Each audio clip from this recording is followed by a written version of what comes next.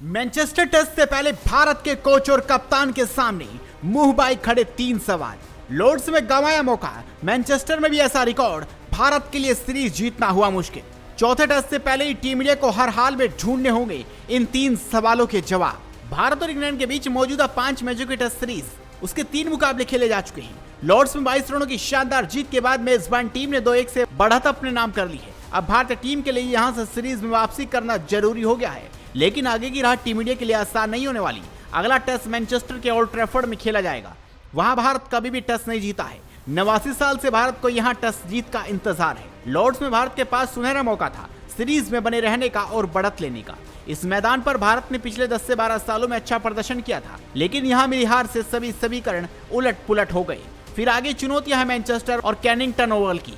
Manchester में तो हम कभी जीते नहीं। 1936 से इस मैदान पर भारत ने 9 टेस्ट मैच खेले, जिसमें से 4 में उसे हार मिली और 5 ड्रॉ हुए।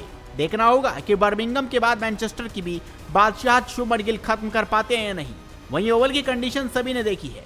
जब WTC 2023 के फाइनल में ऑस्ट्रेलिया ने भारत को 200 रन से अधिक हरा दिया था, और फिर मार्क वुड की भी इंग्लैंड की टीम में वापसी हो सकती है। ऐसे में कार्स, आर्चर, वुड और एटकिंसन को अगर मौका मिला तो वो टीम इंडिया के लिए खतरनाक साबित हो सकते हैं। इसलिए दोनों मैदानों पर टीम इंडिया के रिकॉर्ड और मौजूदा इंग्लिश कंडीशन व परफॉर्मेंस को देखते हुए हम कह सकते हैं कि भारत का सीरीज जीतना मुश्किल नजर आ रहा है। इतना ही नहीं, टीम इंडिया का प्लेइंग कॉम्बिनेशन भी कोच गंभीर और कप्तान गिल के लिए बड़ा सरदर्द बनने वाला है। इंजरी, वर्कलोड मैनेजमेंट और खराब परफॉर्मेंस, अलग अलग पहलुओं पर ये तीनों चीजें टीम मैनेजमेंट को खासा परेशान कर रही हैं। इसी कारण अब टीम और कोच के सामने 3 बड़े सवाल भी खड़े हो गए हैं। चलिए जानते हैं कौन से हैं वो 3 बड़े सवाल। पहला सवाल, जसप्रीत बुमराह की अवेलेबिलिटी।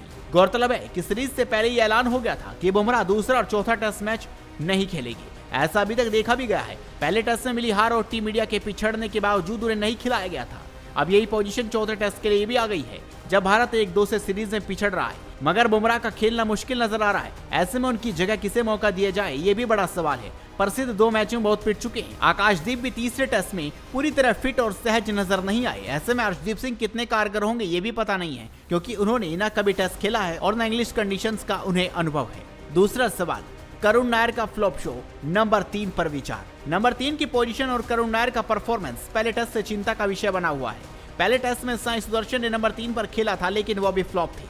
उसके बाद पिछले 2 मैचों में वो बाहर बैठे और करुण नायर को छठे 7वें नंबर से नंबर 3 पर लाया गया, लेकिन वो भी फेल नजर आ रही हैं। ऐसे में लगातार 6 पारियों में फ्लॉप होने के बाद उनका बाहर होना तय माना जा रहा है। वहीं साई सुदर्शन कितने कारगर होंगे इसकी कोई गारंटी नहीं है। हालांकि टीम इंडिया के पास अभिमन्यु ईश्वरन के रूप में एक प्रतिभाशाली खिलाड़ी है, मगर उनका भी खेल अभी इंटरनेशनल स्तर पर सामने नहीं आ पाया है। और तीसरा सवाल, ऋषभ पंत की इंजरी। लॉर्ड्स टेस्ट में ऋषभ पंत की इंजरी ने भारत को मुश्किल में डाला। विकेट कीपिंग में वो मौजूद नहीं थे।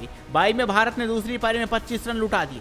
इसके अलावा उनको बल्लेबाजी में भी दिक्कत हो रही थी। इस कारण दोनों पारियों में वो असहज दिखे और कई बार अपने बाएं हाथ को छोड़कर वन हैंडेड शॉट खेलते दिखे। दूसरी पारी में भी जिस गेंद पर वो बोल्ड हुए, उस पर भी उन्होंने वन हैंडेड डिफेंस ही करने की कोशिश की थी। ऐसे में उनका फिट होना पूरी तरह से बेहद जरूरी है। अगर नहीं फिट हुए तो बिना किसी सोच विचार के ध्रुव जुरेल को ही ट्राई करना पड़ेगा। तो ये हैं मैनचेस्टर टेस्ट से पहले टीम इंडिया के सामने 3 सबसे बड़े सवाल।